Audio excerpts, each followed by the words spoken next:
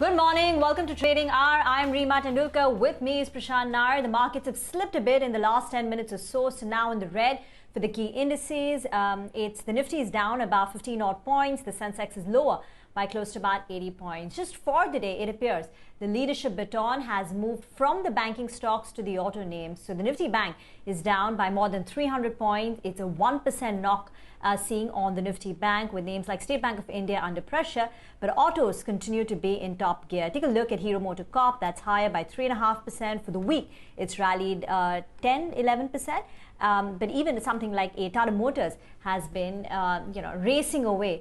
So it's the autos which are leading from the front. Just in the last few minutes, as I said, markets have slipped a bit. So M&M, State Bank of India, IndusInd Bank have all seen a minor bit of a knock. Hi, Prashant. Reema, hi. So not very much going on in the market, and I think that gives us an opportunity to focus on the underlying real economy, doesn't it? And who better to talk to on that than Samiran Chakraborty, who's Chief India Economist at Citi.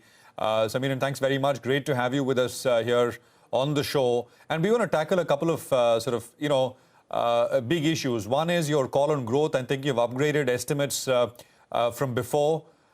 You also are seeming a little cautious on near-term growth momentum continuing, and you're saying that one needs to keep a close watch. And lastly, something that we discussed in great detail a couple of months back, which is this entire government's push for manufacturing. You'd put a detailed analysis, and you've come up with a note post the recent announcements, new sectors which have been added under the PLI scheme. So let's begin with growth first up, Samiran. You've upgraded estimates for the second quarter. You're also saying there's an upside risk for your FY21 growth expectations. Run us through what they are, and why do you think that is necessary? Sure. Thanks, Prashant, for having me here. So let's put it this way, that we were anyway slightly ahead of consensus in terms of our growth estimates at minus 8% for the full year. As you know, RBI was projecting minus 9.6.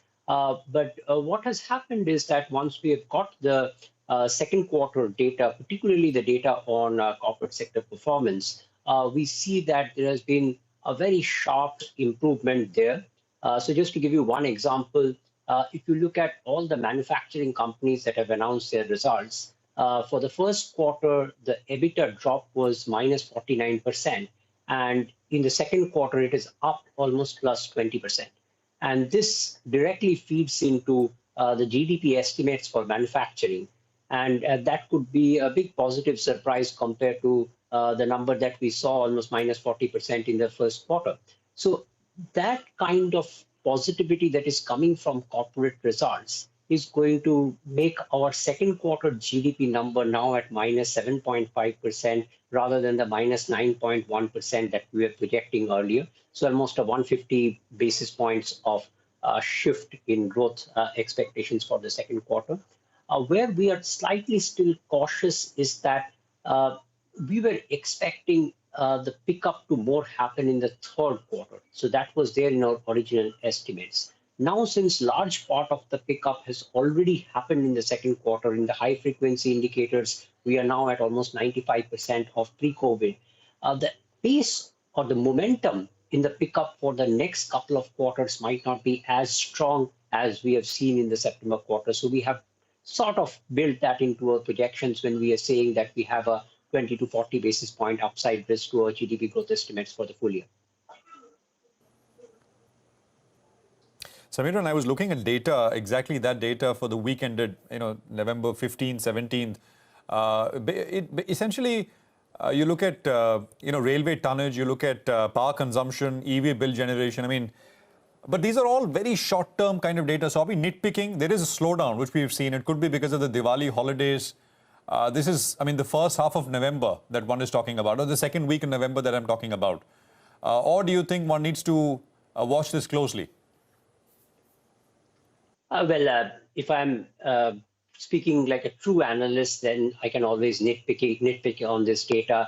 I can always say that the seasonality adjustment for these data points are very difficult because sometimes the festive season falls in November 1 week, sometimes it falls in another week, sometimes it falls even in October. So making those seasonality adjustments for this period is extremely difficult, and you could see some small ups and downs. But I'm making a broader point that we are now close to that 95 to 100% on the pre-COVID comparison, which is a significant improvement. I'm not so bothered about 2 percentage point this side or that side.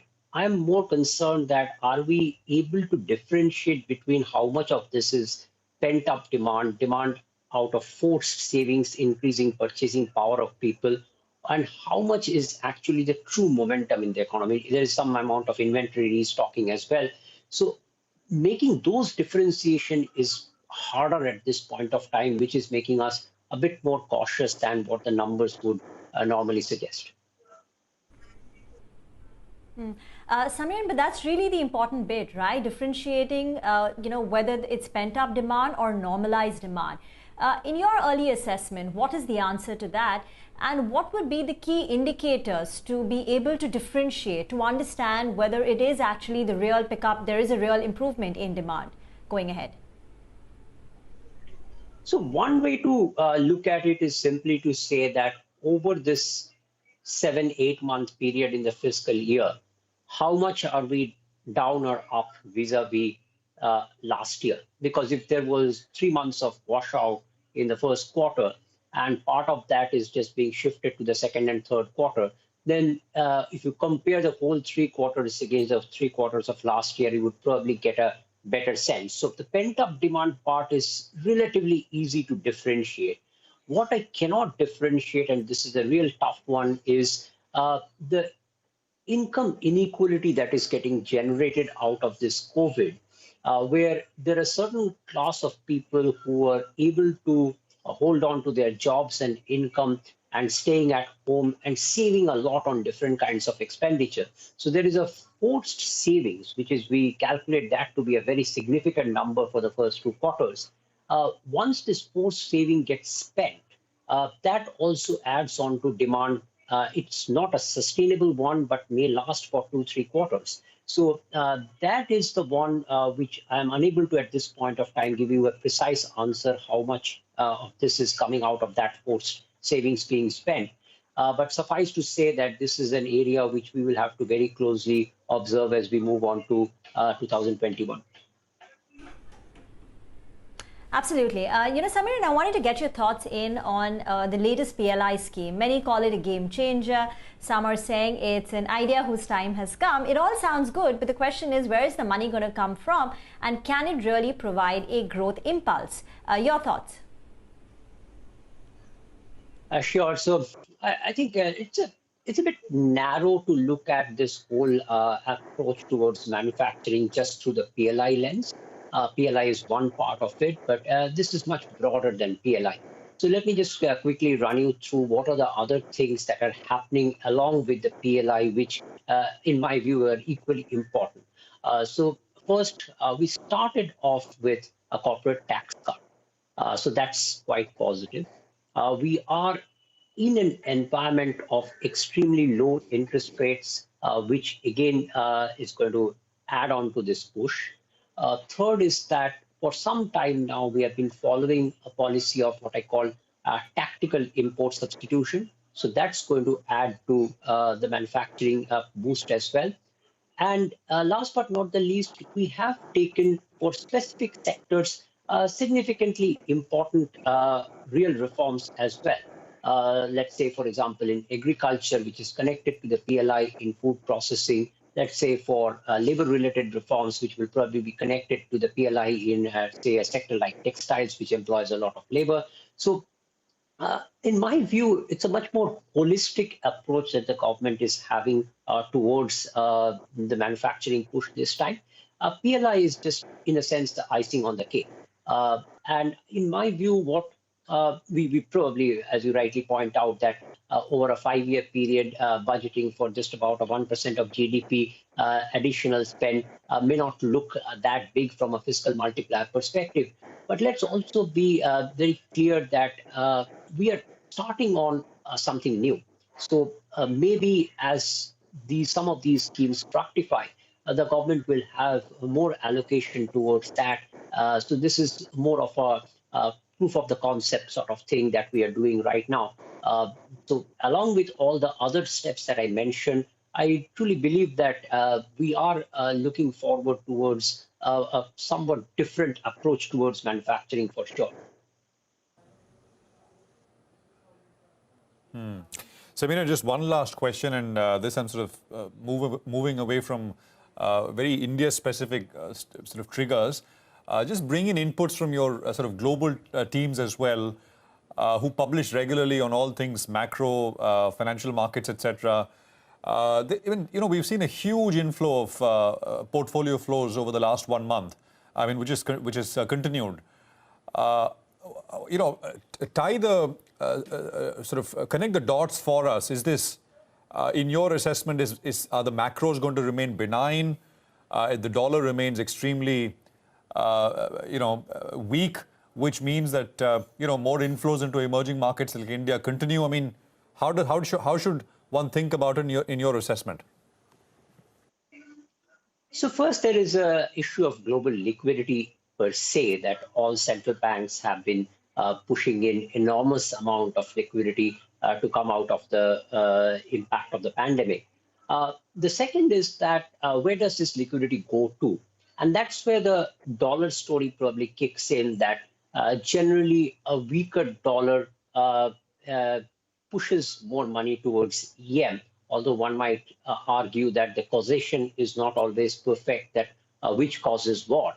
But still, that becomes a factor in the allocation of this liquidity towards EM. And then if you look at the allocation within EM, so initially it was within the Asian space, it was the North Asian countries which were doing relatively well. They contained the pandemic also much better.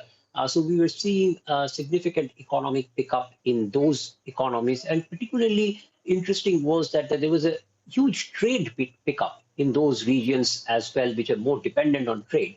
Now, I think what is favoring India is that not only the first 2 points of higher global liquidity and more allocation towards EM, but even within EM, India is looking somewhat better. One, because the COVID situation has improved, and second, because what we discussed, that there has been a upside surprise to the overall economic activity. So I think it's a function of all these three things that we are seeing this huge amount of money flow into India that is happening right now. Samiran, thank you very much for joining in. Always a pleasure speaking with you. Thank you for taking the time out. Earlier today, we also had a chat with Morgan Stanley's Chetan Iyer with his expectations for growth in India as well as the developed markets. Hear him out. Policy response has been quite strong too. Look, because this is an exogenous shock, policymakers have also not been hesitant to provide that backstop to the economy. They have taken a number of measures which has underwritten the losses of the corporate sector, and as well, they have done big transfers to the household. So you will be able to achieve vaccination of vulnerable populations beginning from January. Going forward, we're expecting that in 2021, it will be a synchronous recovery within EMs and DMs as well. Next year, we're expecting growth to be at 9.8%. Again, we are well ahead of consensus even in 2021. Definitely, there is no need for additional accommodation on monetary policy front. And the way the RBI should go around in terms of managing the pullback of extraordinarily accommodative support is initially begin to tighten the liquidity support. Okay, that is Chetan Iyer, Morgan Stanley. Prime Minister Modi speaking at the Bengaluru Tech Summit. Let's listen in. Thanks to digital